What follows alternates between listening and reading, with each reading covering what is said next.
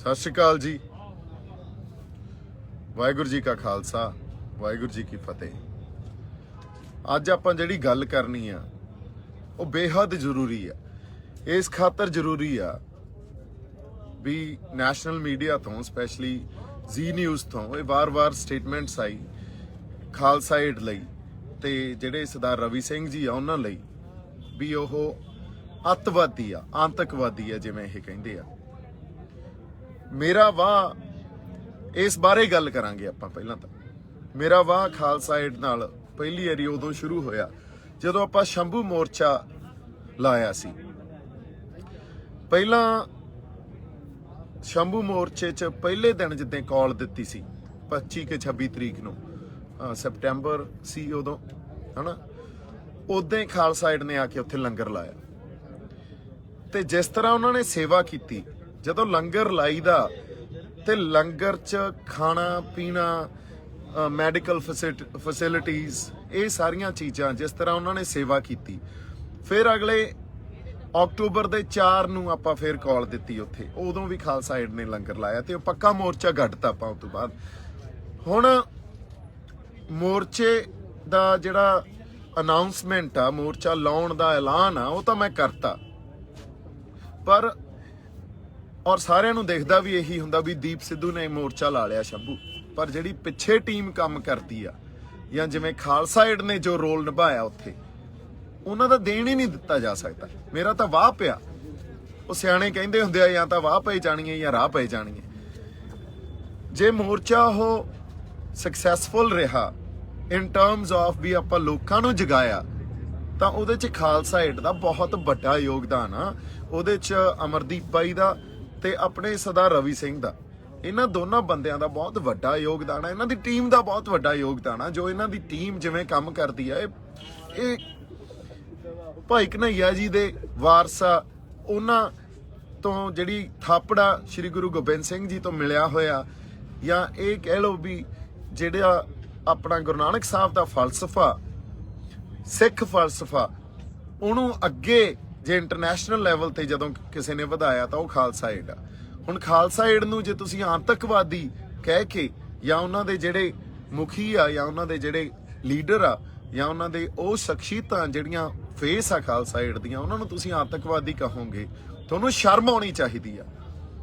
मैं एक इंग्लिश च भी इस करके लाइव करूंगा, शर्म इस खातर आउणी चाहीदी आ जदों किते सोका पैंदा जिन्हों ड्राउट कहने आपां उत्थे खालसा एड जांदी आ, जदों किते हड़ आउंदे आ उत्थे खालसा एड जांदी आ, जे गुजरात च दंगे हुंदे आ तां उत्थे खालसा एड जांदी आ, जदों किते संघर्षी धिरां कोई आपदे हक्कां खातर लड़दियां इररिस्पैक्टिव ऑफ ये देखदे नहीं, जदों संघर्षी धिरां आपदे हक्कां खातर लड़दियां उदों खालसा एड जाके खड़े हो जांदी आ। खालसा एड ने ये नहीं देखना भी साडा दोस्त आ कि दुश्मन आ, इन्हां लई तां ओह जिहड़े थोड़ियां पमाने आ दोस्ती ते दुश्मनां दे, तां इत्थे काम ही नहीं करते। ये तां अकाल पुरख दी फौज आ, ये तां उस गुरु महाराज दे फलसफे ते चलण वाली फौज आ, जिहड़ी फौज जिथे जबर ते जुल्म हुंदा किसे भी सूरत च हुंदा उत्थे जाके खड़ी हो जांदी है ते सेवा करदी आ। हुण मैं सरदार रवि सिंह जी नूं एक गल कहनी चाहना भी रवि बाई जी जदों तक तुसीं लंगर लाओगे गुजरात जाके, जदों तक तुसीं लंगर लाओगे जिथे किते हड़ आ जांदे आ, जिथे किते सोका पै जांदा, जिथे किते कोई होर अर्थक्वेक आ जांदा है ना, उत्थे जाके जे तुसीं लंगर लाओगे तां तुहानूं अवार्ड भी दिते जाणगे ते तुहानूं प्राइम टाइम ते बिठा के गल्लां भी कीतियां जाणगीਆਂ तुहाडे नाल ते तुहानूं सराहिਆ जाऊगा। पर जदों तुसीं लंगर या सेवा उत्थे निभाओगे जिथे कोई संघर्षी धिर आपदे हक लैण लई लड़ रही आ ते उत्थे तुहानूं इहो ਜਿਹੇ खिताब ही दिंदे आ। फिर ये परिभाषित करते आ इस संघर्षी धिर नाल जदों जदों असीं आपदे हक्कां दी लड़ाई लड़ांगे ते हक्कां दी लड़ाई तां हमेशा ही सिखां ने लड़ी आ, और हक्कां दी लड़ाई जदों असीं लड़ांगे उस वेले उस हक दी लड़ाई च जे तुसीं जाके आपदी शमूलीयत पाओगे तां तुहानूं फिर परिभाषित ये करनगे, तुहानूं सरकारां परिभाषित करन लग जांदियां ते इन्हां दा जिहड़ा media so called media channels आ उस प्रोपेगेंडा नूं एडवांस करदे आ। ये त्रासदी आ ਇਹ ਦੇਖ ਲਓ, ਸਾਨੂੰ ਇਹਨਾਂ ਦੀ ਪਰਿਭਾਸ਼ਾ ਦੀ ਜਾਂ ਇਹਨਾਂ ਨੇ ਜੋ ਸਾਨੂੰ ਪਰਿਭਾਸ਼ਿਤ ਕੀਤਾ ਜਾਂ ਸਾਨੂੰ ਇਹ ਦੱਸਣਗੇ ਵੀ ਤੁਸੀਂ ਸੇਵਾ ਕਿਵੇਂ ਕਰਨੀ ਆ ਜਾਂ ਕਿਸ ਮਨੁੱਖਤਾ ਲਈ ਸੇਵਾ ਕਰਨੀ ਆ ਜਾਂ ਕਿਸ ਵਰਗ ਲਈ ਸੇਵਾ ਕਰਨੀ ਆ, ਕਿਸੇ ਵਰਗ ਦਾ ਸਾਥ ਦੇਣਾ ਜਾਂ ਨਹੀਂ ਦੇਣਾ, ਇਹ ਸਾਨੂੰ ਦੱਸਣਗੇ। ਇਹਨਾਂ ਨੂੰ ਇੱਕ ਗੱਲ ਆਪਾਂ ਦੱਸ ਦਈਏ ਵੀ ਅਸੀਂ ਉਸ ਅਕਾਲ ਪੁਰਖ ਵਾਹਿਗੁਰੂ ਦੇ ਅਧੀਨ ਆ, ਔਰ ਇਹ ਹਮੇਸ਼ਾ ਮੈਂ ਗੱਲ ਕਹਿਣਾ, ਸਾਡੀ ਜਿਹੜੀ ਸੋਵਰਨਿਟੀ ਆ ਉੱਥੇ ਸਾਨੂੰ ਦੱਸਣਾ ਨਹੀਂ ਪੈਂਦਾ।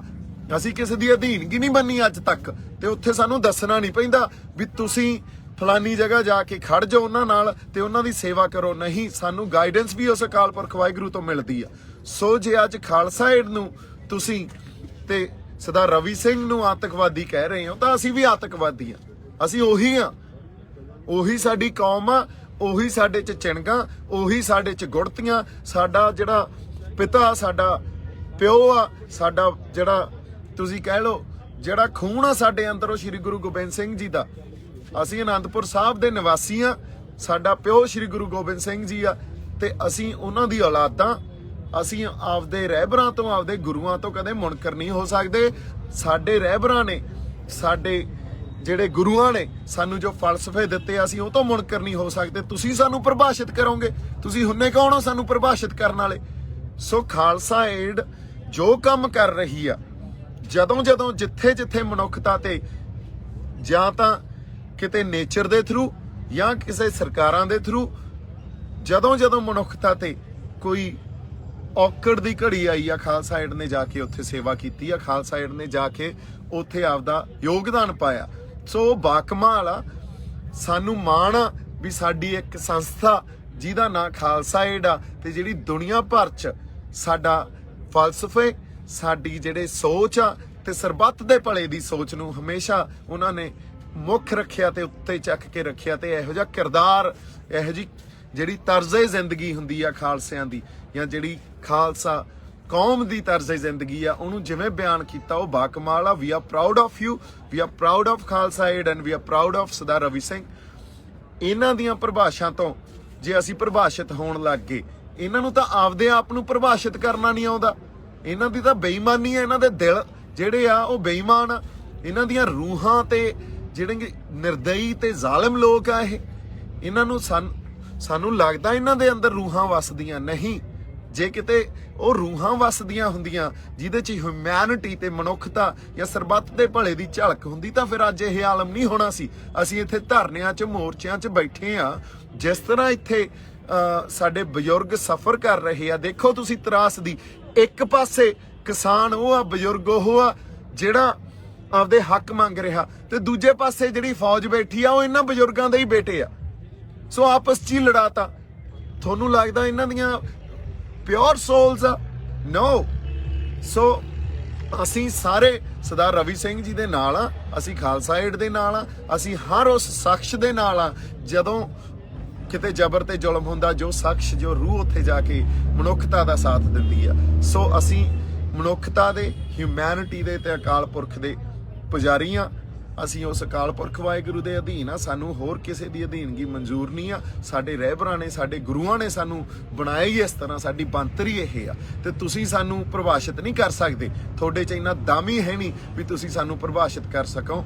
ਅਸੀਂ, ਸਾਡਾ ਦਾਇਰਾ ਤੇ ਸਾਡਾ ਜਿਹੜਾ ਤੁਸੀਂ ਕਹਿ ਲਓ ਵੀ ਸਾਡੀ ਸੋਚ ਆ, ਉਹ ਤੁਹਾਡੀਆਂ ਪ੍ਰਭਾਸ਼ਾਵਾਂ ਜਾਂ ਤੁਸੀਂ ਜਿਵੇਂ ਸਾਨੂੰ ਡਿਫਾਈਨ ਕਰਦੇ ਉਹ ਤੋਂ ਬਹੁਤ ਪਰਾਂ। ਸੋ ਇੱਥੇ ਖਾਲਸਾ ਏਡ ਦੀ ਗੱਲ ਆਪਾਂ ਅੱਗੇ ਜਿਹੜੀ ਦੂਜੀ ਗੱਲ ਕਰਨੀ ਆ, ਜਿਸ ਤਰ੍ਹਾਂ ਹਰਿਆਣੇ ਦੇ ਬਜ਼ੁਰਗਾਂ ਨੂੰ ਜੋ ਕਿ ਹੁੱਕਾ ਪੀ ਰਹੇ ਸੀ, ਉਹਨਾਂ ਨੂੰ ਇਹਨਾਂ ਨੇ ਦਮ ਮਾਰੋ ਦਮ ਗੈਂਗ ਡਿਫਾਈਨ ਕੀਤਾ। ਸ਼ਰਮ ਆਉਣੀ ਚਾਹੀਦੀ ਹੈ ਇਹਨਾਂ ਨੂੰ। ਹਰਿਆਣੇ ਦਾ ਇੱਕ ਵੇ ਆਫ ਲਾਈਫ ਆ। ਦੋ ਅਸੀਂ ਜੇ ਪੰਜਾਬ ਦੀ ਗੱਲ ਕਰੀਏ ਤਾਂ ਉੱਥੇ ਟਬੈਕੂ ਆ ਜਿਹੜਾ, ਅਸੀਂ ਉਹਨੂੰ ਚੰਗਾ ਨਹੀਂ ਸਮਝਦੇ, ਪਰ ਫਿਰ ਵੀ ਜੇ ਹੁੱਕਾ ਉਹ ਪੀਂਦੇ ਆ, ਉਹਨਾਂ ਦਾ ਉਹ ਵੇ ਆਫ ਲਾਈਫ ਆ। ਔਰ ਹਰਿਆਣੇ 'ਚ ਤਾਂ ਇੱਕ ਕਹਾਵਤ ਆ ਵੀ ਜੇ ਕਿਸੇ ਨੂੰ ਆਪਦੇ ਕਿਸੇ ਵਰਗ 'ਚੋਂ ਬਾਹਰ ਕਰਨਾ ਹੋਵੇ, ਉਹ ਕਹਿੰਦੇ ਆ ਵੀ ਇਸ ਬੰਦੇ ਦਾ ਹੁੱਕਾ ਪਾਣੀ ਬੰਦ ਕਰੋ। ਸੋ ਅਗਲਿਆਂ ਦਾ ਵੇ ਆਫ ਲਾਈਫ ਆ। ਔਰ ਅਕਾਲ ਪੁਰਖ ਵਾਹਿਗੁਰੂ ਨੇ ਜਿਸ ਤਰ੍ਹਾਂ, ਜੇ ਅਸੀਂ ਕਹਿੰਦੇ ਆ ਅਕਾਲ ਦੀ ਸਿਆਸਤ ਹੋਣੀ ਚਾਹੀਦੀ ਆ, ਅਕਾਲ ਦਾ ਧਰਮ ਹੋਣਾ ਚਾਹੀਦਾ, ਤੇ ਅਸੀਂ ਦੂਜਿਆਂ ਨੂੰ ਇਹ ਥੋੜੀ ਕਹਾਂਗੇ ਵੀ ਤੁਸੀਂ ਆਪਦੀ ਜ਼ਿੰਦਗੀ ਦੀ ਜਿਹੜੀ ਤਰਜ਼ੇ ਜ਼ਿੰਦਗੀ ਆ ਉਹਨਾਂ ਨੂੰ ਹੀ ਬਦਲ ਦਿਓ। ਨਹੀਂ, ਉਹਨਾਂ ਦੀ ਤਰਜ਼ੇ ਜ਼ਿੰਦਗੀ ਬਦਲੀ ਨਹੀਂ ਜਾਂਦੀ ਹੁੰਦੀ। ਸੋ ਇਸੇ ਕਰਕੇ ਜਿਹੜੀ ਇਹ ਪ੍ਰੋਬਲਮ ਹੋ ਰਹੀ ਆ, ਇਸ ਦੇਸ਼ ਨੂੰ ਇੱਕੋ ਮੰਡੀ, ਇੱਕੋ ਢੰਗ, ਇੱਕੋ ਵਪਾਰ, ਇੱਕ ਤਰ੍ਹਾਂ ਦਾ ਜਿਹੜਾ ਇੱਥੇ ਫਲਸਫਾ, ਇੱਕ ਤਰ੍ਹਾਂ ਦੀ ਕੌਮ ਸਿਰਜਣ ਦੀ, ਇਹ ਬਹੁਤ ਗਲਤ ਆ। ਇਹ ਉਸ ਅਕਾਲ ਪੁਰਖ ਵਾਹਿਗੁਰੂ ਦੇ ਜਾਂ ਉਸ ਨੇਚਰ ਦੇ ਅਸੂਲ ਦੇ ਹੀ ਗਲਤ ਆ, ਅਗੇਂਸਟ ਆ, ਜਿਹੜਾ ਵੰਨ-ਸੁਵੰਨਤਾ ਨੂੰ ਸੰਭਾਲ ਕੇ ਰੱਖਦਾ, ਜਿਹੜਾ ਕਲਚਰਲ ਡਾਇਵਰਸਿਟੀ ਨੂੰ, ਰਿਲੀਜੀਅਸ ਡਾਇਵਰਸਿਟੀ ਨੂੰ, ਬਾਇਓ ਡਾਇਵਰਸਿਟੀ ਨੂੰ ਸੰਭਾਲ ਕੇ ਰੱਖਣ ਦਾ ਜਜ਼ਬਾ ਉਸ ਅਕਾਲ ਪੁਰਖ ਵਾਹਿਗੁਰੂ ਨੇ ਜਿਵੇਂ ਇਹ ਸਾਰੇ ਸਿਰਜੇ ਆ, ਜਿਵੇਂ ਕੌਮਾਂ ਸਿਰਜੀਆਂ, ਜਿਸ ਤਰ੍ਹਾਂ ਲੋਕ ਸਿਰਜੇ ਆ, ਜਿਸ ਤਰ੍ਹਾਂ ਧਰਤੀਆਂ ਸਿਰਜੀਆਂ, ਉਸ ਅਕਾਲ ਪੁਰਖ ਵਾਹਿਗੁਰੂ ਦੀ ਰਜ਼ਾ 'ਚ ਸਿਰਜੀਆਂ ਗਈਆਂ। ਤੁਸੀਂ ਕੌਣ ਹੁੰਨੇ ਹੋ ਚੇਂਜ ਕਰਨ ਵਾਲੇ? ਸੋ ਤੁਸੀਂ ਕੌਣ ਹੁੰਨੇ ਹੋ ਦਮ ਮਾਰੋ ਦਮ ਉਹਨਾਂ ਨੂੰ ਇਹ ਕਹਿ ਕੇ ਡਿਫਾਈਨ ਕਰਨ ਵਾਲੇ? ਤੁਸੀਂ ਜੇ ਇੱਕ ਗੱਲ ਤੁਹਾਨੂੰ ਦੱਸ ਦਈਏ, ਜੇ ਪੰਜਾਬ ਅਣਖੀ ਆ ਨਾ ਤਾਂ ਹਰਿਆਣੇ ਦੇ ਜਾਟ ਵੀ ਅਣਖੀ ਆ। ਸਾਡੇ 'ਚ ਇਹ ਕਾਮਨ ਕਨੈਕਸ਼ਨ ਆ। ਤੁਹਾਨੂੰ ਲੱਗਦਾ ਅਸੀਂ ਉਹਨਾਂ ਨੂੰ ਇਕੱਲੇ ਛੱਡ ਦਾਂਗੇ? ਅਸੀਂ ਕਿਸੇ ਨੂੰ ਇਕੱਲੇ ਨਹੀਂ ਛੱਡਦੇ, ਕਿਸੇ ਧਿਰ ਨੂੰ ਇਕੱਲੇ ਨਹੀਂ ਛੱਡਦੇ।